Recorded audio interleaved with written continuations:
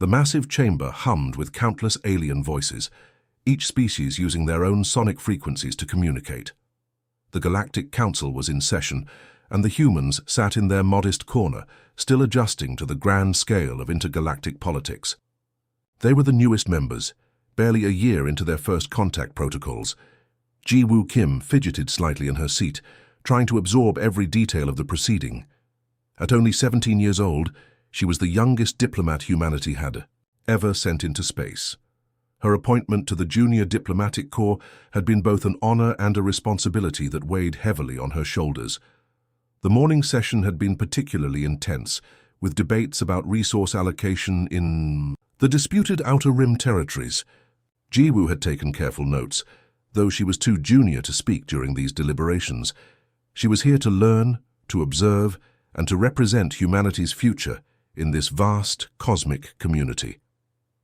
As the council moderator announced the midday recess, aliens of all shapes and sizes began filing out of the chamber.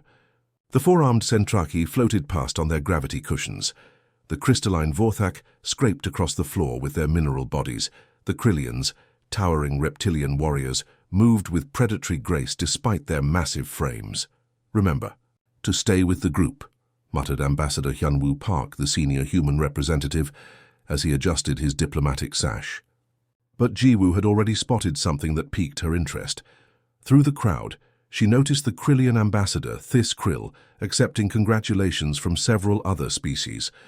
Word had spread quickly about his promotion to senior military advisor, a prestigious position within the council. Ji-Woo's mind raced with diplomatic possibilities. Building relationships was key to human integration, and what better way than to congratulate the newly promoted official? "I'll just be a moment," she told her aide, Min-ho, who was busy organizing the afternoon session materials. Before he could protest, she slipped away through the milling crowd, weaving between towering aliens and floating representatives. The Krillian stood nearly 8 feet tall, his scaled hide gleaming under the soft lighting of the corridor. His muscular tail swished. As he turned to face each well-wisher, Ji-Woo quickened her pace, eager to practice the traditional Krillian greeting gesture she had learned during her cultural seminars. The corridor wasn't particularly crowded at this spot, as most delegates preferred to take refreshments in the more spacious galleries. Ji-Woo's footsteps were almost silent on the polished marble floor. Perhaps it was this quietness that made her presence so unexpected. "Congratulations on your promotion, Ambassador," Ji-Woo called out, raising her hand in what she believed was the proper Krillian diplomatic gesture, palm facing outward, fingers splayed. The massive reptilian didn't hear her clearly. His translator, designed for the deeper frequencies of his own language, garbled the human words. What he heard was a sharp sound, like a predator's cry, coming from his peripheral vision. Krillian nervous systems were wired for survival. Evolution. On their homeworld, where massive predators stalked in twilight hours, had given them reflexes that could mean the difference between life and death. These reflexes, evolved over millions of years, operated before conscious thought could intervene. This Krill's arm, thick as a human torso, swept around in a defensive arc. His massive weight shifted, his tail acting as a counterbalance. The movement was fluid, practiced, automatic, and devastatingly powerful. Time seemed to slow as Ji-Woo realized her mistake. The gesture she had made, combined with her soft approach, had triggered the ambassador's predatory response. She tried to step back, but her 17-year-old reflexes were no match for the Krillians. The impact was horrific. The sound that echoed through the corridor was that of breaking bone, a wet, sickening crunch that seemed to reverberate off the walls. Ji-Woo's body lifted off the ground momentarily before crumpling to the marble floor. Her neck had snapped. Instantly, her head at an impossible angle. The Krillian ambassador froze, his predatory stance slowly dissolving into horror as his conscious mind caught up with what his instincts had done. His translator finally processed what Ji-Woo had been saying, repeating her words of congratulation in his native tongue. His scaled hands began to shake. "No. No. This cannot be," he hissed, his own language's translator rendering his panic. into standard council speak. He took a step backward, nearly tripping over his own tail. Several nearby delegates turned at the commotion, their various organs of perception focusing on the terrible scene. Security forces materialized within seconds. The Zentari Guard, with their multiple eyes and quick response armor, established a perimeter around the body. Bioscanners swept over Jiwoo's lifeless form, confirming what everyone could see. There were no vital signs. The diagnostic readout displayed brutally simple data.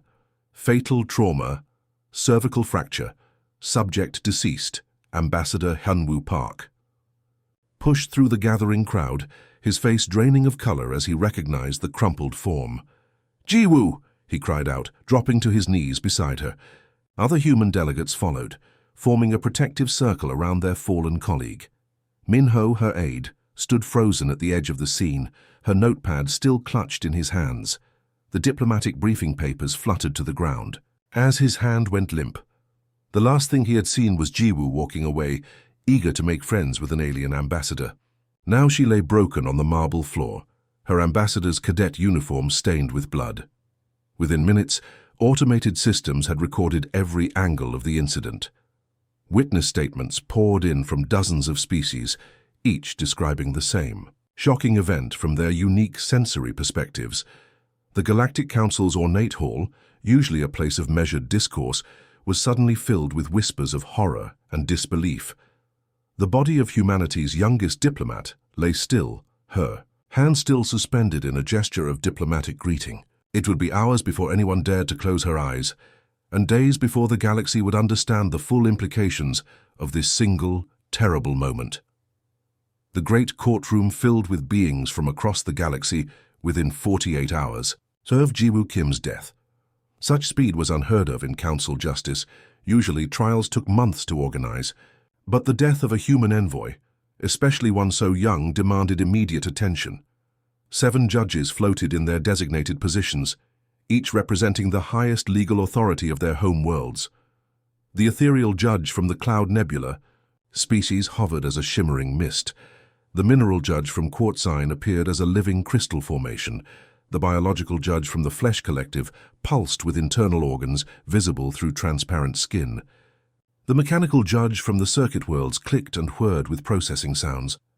Ambassador Thys Krill stood in the center, appearing smaller somehow despite his 8-foot frame. His reptilian scales, normally bright and lustrous, had dulled to a sickly gray, the Krillian equivalent of deep shame and remorse. His tail dragged on the floor, no longer the proud appendage that had once marked his warrior status.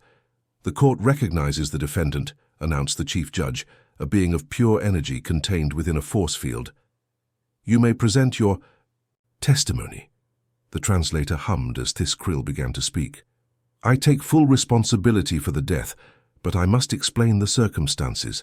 His voice carried no aggression, only hollow regret. "The Krillian people evolved on Crix Prime, where predators hunted in twilight. Our reflexes developed as a survival mechanism. When startled, our bodies react before our minds can process the threat." A holographic display materialized above the court, showing biological data. "Our neural pathways fire automatically when we perceive unexpected movement or sound from our peripheral vision. This reflex has saved countless Krillian lives over millions of years of evolution." The evidence presentation continued. Security footage played on multiple screens, showing the incident from 17 different angles. Each view captured the same terrible sequence. Jiwoo approaching with a greeting gesture, the Krillian's sudden violent movement, the sickening impact. "As you can observe," Thys Krill continued, his hand gesturing weakly toward the screens, "I did not intend harm.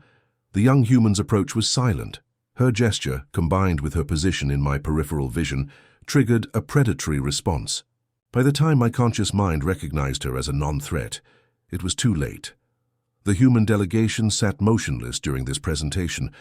Ambassador General Seung-ho Lee maintained a stoic expression, but his knuckles were white as he gripped the edge of his seat. Beside him, Jiwoo's parents sat in complete silence, their faces drained of all color. "The defense may now present additional evidence," the chief judge announced. A Krillian medical expert materialized in the witness area.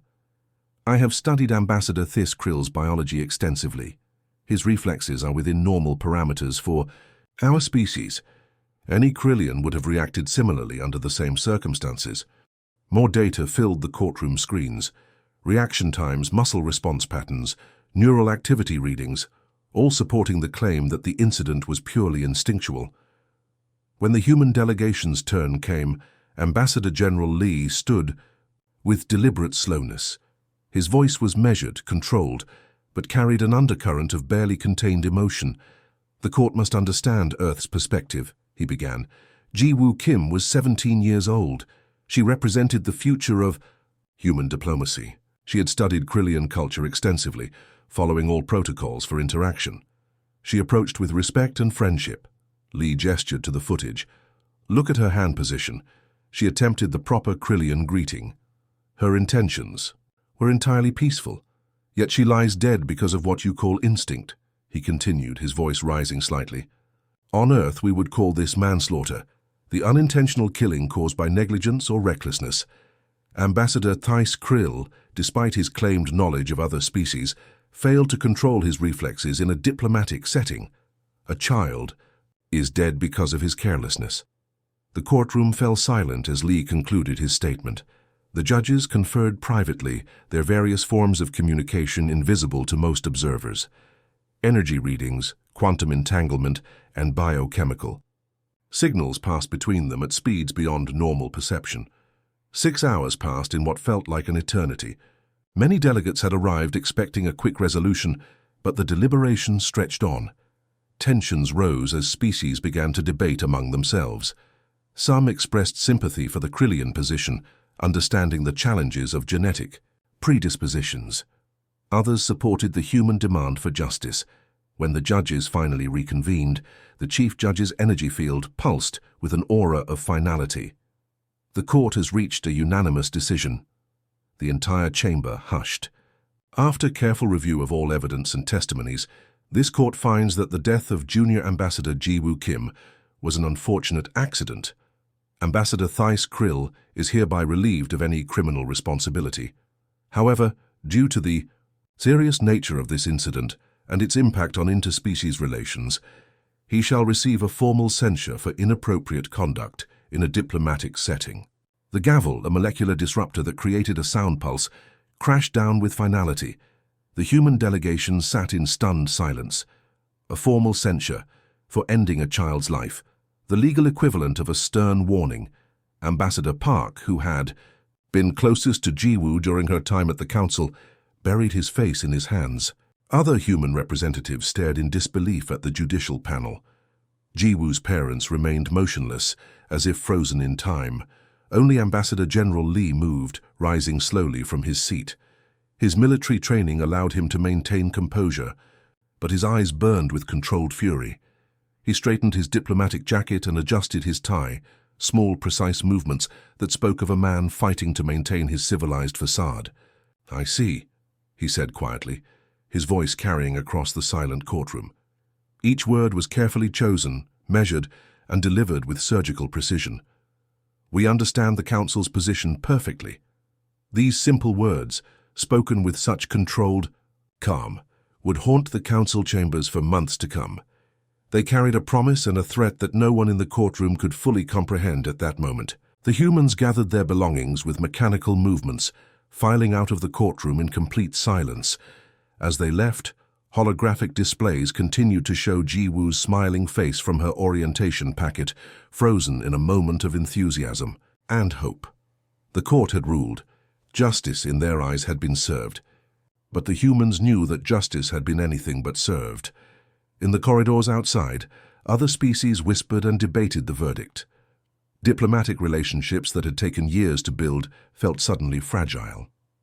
The newcomers to the galactic stage, the humans who had seemed so eager to integrate, so willing to learn their ways, now walked with different purpose. The council had made its decision. Now they would learn what that decision truly cost.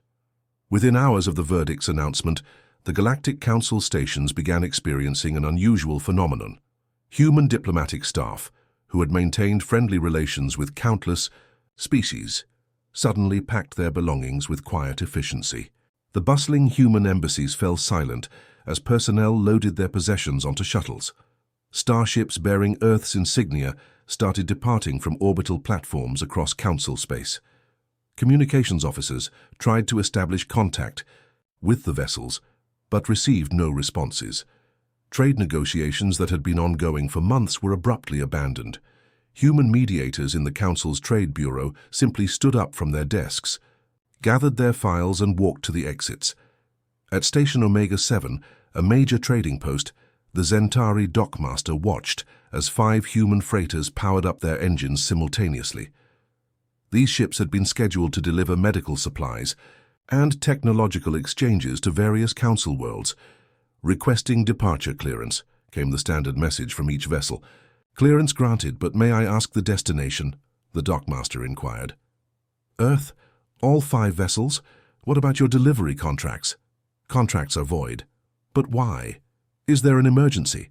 "Consider this our resignation," the pattern repeated, at every human outpost. The Vorthak hive mother, who had developed a friendship with the human agricultural advisor, Dr. Hannah Choi, found the embassy empty when she arrived for their scheduled lunch. A simple note remained. "Friendship under current circumstances is impossible. In the Council's medical wings, where human doctors had pioneered breakthrough treatments, combining Earth medicine with alien biotechnology, beds emptied as the staff withdrew their services. Patients mid-treatment found themselves transferred to local care providers, though none possessed the humans' innovative techniques. The Council's central AI detected a pattern in these departures. All human vessels were setting courses directly for Earth space, ignoring the usual trade routes and diplomatic channels. It was as if an invisible alarm had sounded, calling every human home. Then came the transmission. It burst across every known frequency, overwhelming communication networks throughout the galaxy. The message was simple, broadcast in hundreds of languages simultaneously. To all humans, return home immediately. To all aliens, proximity to humanity is no longer advisable. This is your only warning. Pray, we never meet again. The transmission, repeated 3 times before cutting off completely. Communication specialists traced its origin. It came from Earth's deepest military communication arrays, channels that few even knew existed. The Council building erupted into chaos. Delegates demanded explanations. The Krillian ambassador, Tiskrill, stood at the center of the chamber, his scales showing patterns of deep distress that surprised those familiar with his species' usual composure. "What is the meaning of this?" he roared, his translator barely managing the emotional intensity of his native tongue. "This human retreat, what does it signify?" Only one human remained in the Council building. Junior Attaché Min-ho Park, who had been Jiwoo's aide, was methodically placing documents into a secure container. His movements were precise, almost mechanical, as he sealed classified Earth data. "Human Park," the Krillian ambassador called, across the chamber. "Your people are abandoning their posts. I demand to know why." Min-ho looked up slowly. His young face carried none of the nervous energy typical of junior diplomats. Instead, his expression was carved from stone. "You wish to know?" he said, his voice barely above a whisper that somehow carried across the chamber. "Then I shall explain." He set down the container and approached the Krillian ambassador. "Jiwoo Kim was my childhood friend, but she was also the daughter of Admiral Dong-hyun Kim, Supreme Commander of the Pacific Fleet. Did your intelligence services not research this before today?" The chamber fell silent. Species that had never heard of Earth's military structure leaned forward to listen. "For 20 years, Admiral Kim has been humanity's greatest advocate for peaceful space exploration," Min-ho continued. "He blocked military hardliners who wanted to weaponize first contact technology. He insisted we approach the galaxy with open hands, not clenched fists." Min-ho's gaze swept across the chamber, meeting the eyes of beings from dozens of worlds. "Yesterday, you killed his only child, and today you declared that killing worthless, a censure, a formal disapproval." The young attaché resumed packing, his hands steady despite the tension in the room. The Admiral was already reviewing calls for military intervention, There are admirals who never trusted alien contact, generals who worried about Earth's vulnerability in this new cosmos. He held them back. He sealed another container. But bridges once burned cannot be easily rebuilt. The admiral didn't just lose a daughter. He lost the argument for peaceful coexistence. When news of your verdict reached Earth, the Military Council's resolution for immediate defensive action passed unanimously. "What does this mean?" demanded a crystalline being from the quartz worlds. Minho finished his packing and lifted his bags. "It means humanity will no longer interact with the Council. We will trade with individual species who prove themselves trustworthy. We will maintain scientific exchanges with researchers who respect human life. But this body, which values procedure over justice, which sees a child's death as a mere diplomatic incident, will never again have humanity's cooperation." The attaché walked toward the exit, pausing at the massive doors that had witnessed first contact ceremonies so few months ago. The admiral gave the retreat order himself. He said something else too. The chamber waited in complete silence. He said, "If they come to our space now, they come not as friends, but as potential threats, and we will respond accordingly." With those words, Minho walked out, leaving behind the first and final chapter of humanity's participation in the Galactic Council. The doors sealed behind him with a finality that echoed like a tomb closing. In the days that followed, as human ships disappeared into the vast cosmic darkness, species across the galaxy began to question their own security. The newcomers who had seemed so eager to join their civilized society had retreated behind an impenetrable wall of silence, and somewhere, in the strategic planning rooms of Earth's military command, screens glowed with data about every allied species' weaknesses and strengths. The information gathered through months of peaceful interaction was now being analyzed through a very different lens. The Council had rendered their verdict. Now they would learn what price peace truly carried. The Galactic Council's monitoring stations picked up strange readings from human space.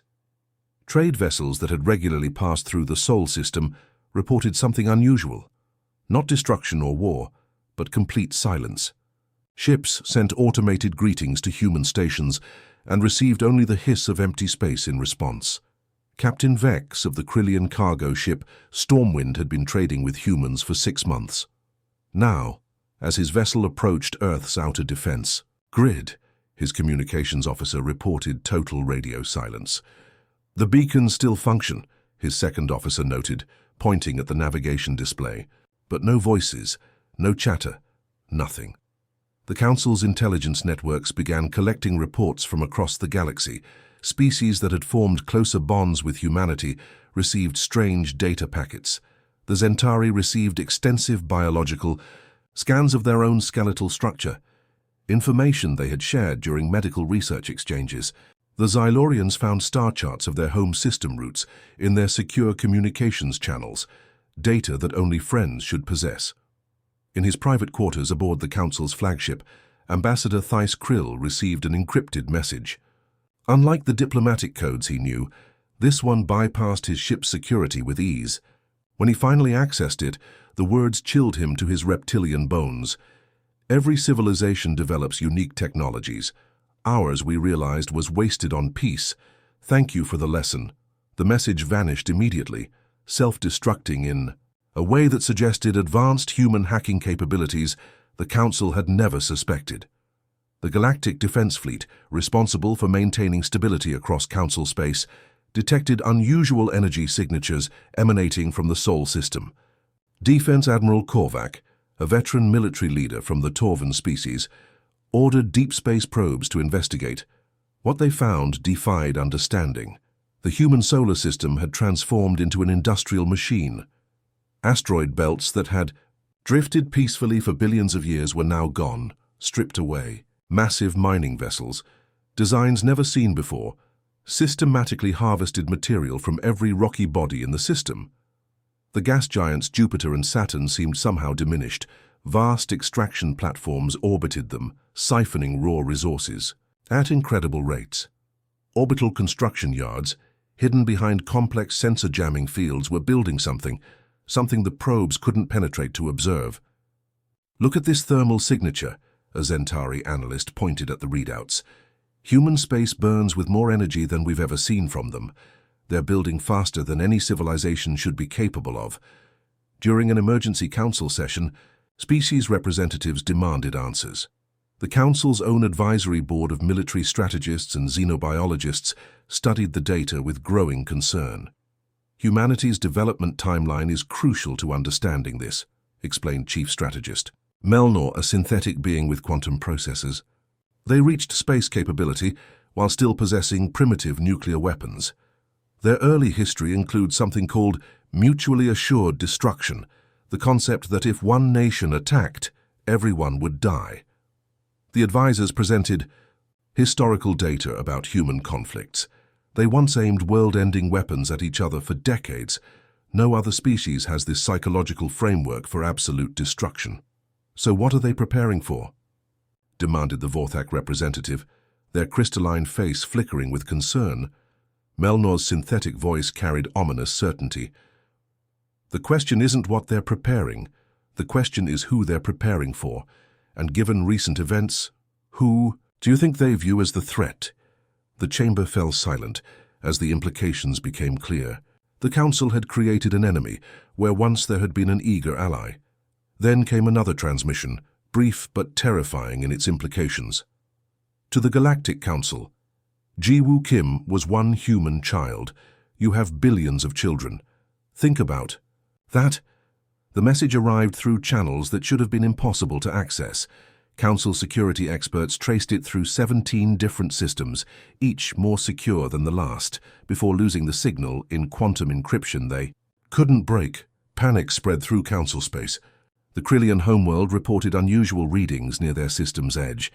The Xylorian collective detected ships, human designs but modified with technologies that didn't match any known specifications, conducting mysterious surveys of their system. The Galactic Defense Fleet attempted to approach human space for direct talks. Their messages received automated responses. Human space is closed to Galactic Council vessels.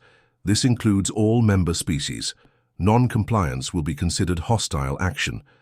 When a brave Zentari captain attempted to cross the boundary, anyway, hoping to appeal to his former human colleagues, proximity alerts blared across his bridge.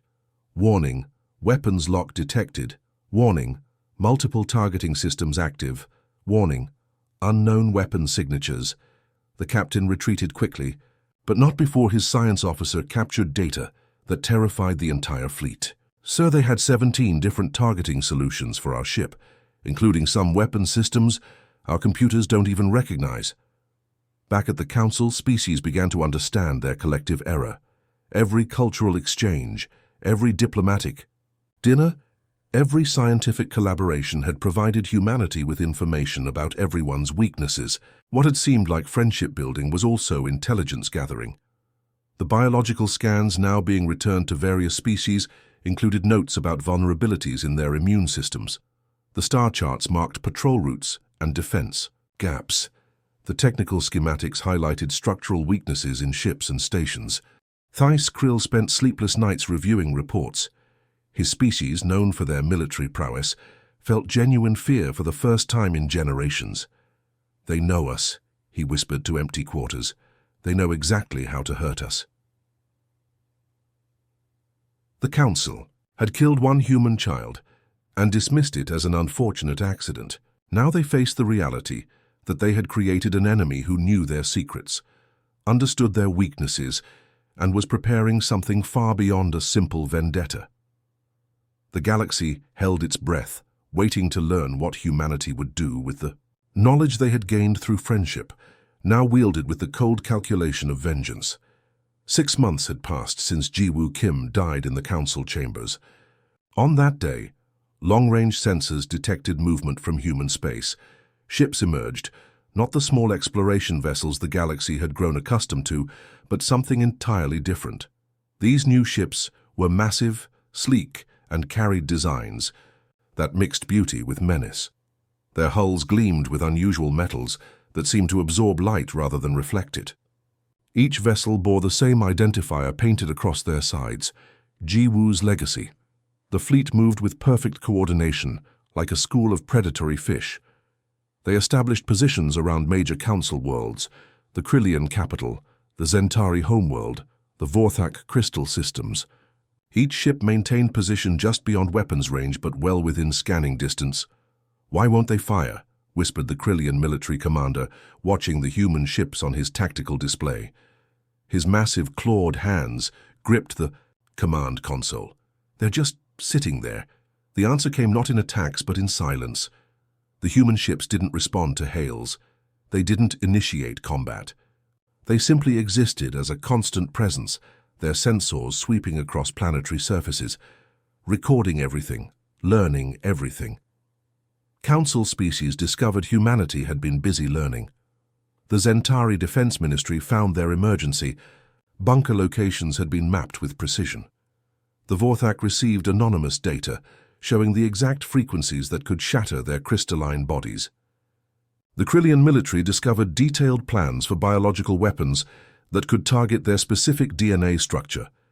Fear spread like a plague. The Xylorian collective evacuated their border colonies.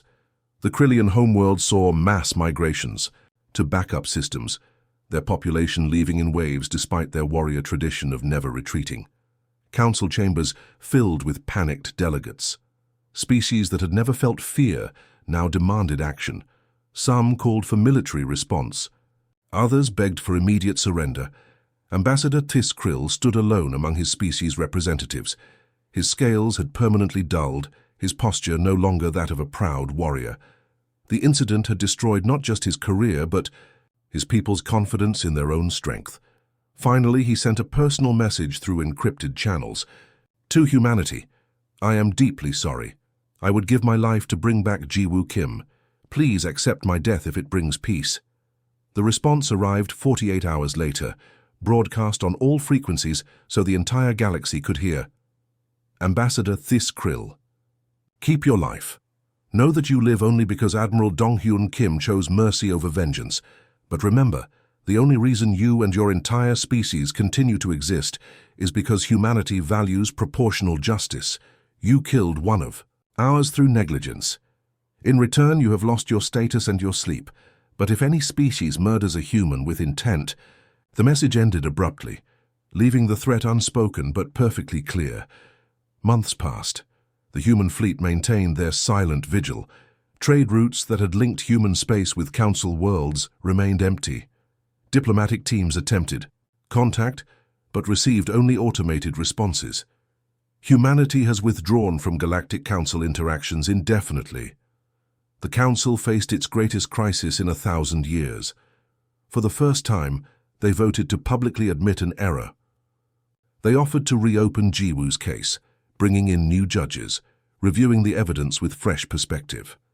The human response came through the same channels they had used for warnings, regarding Council offer of retrial. Unnecessary. "We have learned all we needed to know about the Galactic Council. Our withdrawal is permanent. However, humanity will establish new relationships with individual species who respect the value of all sentient life. We will trade, we will cooperate, we will even be friends, but never again as members of your council. Jiwoo Kim died teaching us that the galaxy operates by different rules than we hoped. We will remember this lesson and adapt accordingly." One by one, human ships began departing their positions, but they left behind automated monitoring stations, constant watchers that reminded the galaxy of humanity's presence and capability. The cosmic social order had shifted. The Zentari, who had truly mourned Jiwoo, received trade offers within weeks. The Xylorians found human scientists eager to continue their research partnerships. The Torvan Collective, despite their council membership, established economic agreements. That benefited both species. But the Krillians found themselves isolated. No direct hostility from humanity, but no friendship either. Their military strength had never felt so insignificant. On Earth itself, in the heart of New Seoul, a ceremony drew millions. A bronze statue rose in what had been a simple park. The sculptor had captured Jiwoo Kim perfectly. 17 years old, dressed in her diplomatic uniform, one hand extended in a gesture of peace. The inscription at the statue's base read, "Jiwoo Kim, first and last ambassador to the Galactic Council. She taught us that good intentions are not enough when dealing with those who see species as having different values. The memorial became a place of reflection. Children would come to learn about first contact, about the cost of trust placed in the wrong hands, about strength hidden behind friendship. The Galactic Council continued to exist, but forever marked by the empty seats where humans no longer sat. Species whispered about the encounter that had revealed humanity's true nature. Not the aggressive warmongers some had feared, not the naive newcomers others had assumed, but something far more dangerous. Beings of conviction who matched their mercy to the respect they received. The universe had witnessed humanity at war without a single shot fired. They had demonstrated power without destruction, vengeance without violence, and justice without cruelty. They had shown that forgiveness required trust, and trust, once broken, could never be fully restored. Jiwoo Kim's death became a historical turning point, the moment when humanity learned that the stars held dangers not just in the void between worlds, but in the hearts of those who claimed to be civilized. The galaxy remembered her name, whispered it as a cautionary tale. The girl whose death reshaped first contact protocols for every species that followed. In the end, humanity had not wanted war. They had wanted justice. When justice proved impossible, through established channels, they chose a different path. Separation with strength, peace with boundaries, and friendship only with those who proved worthy of trust.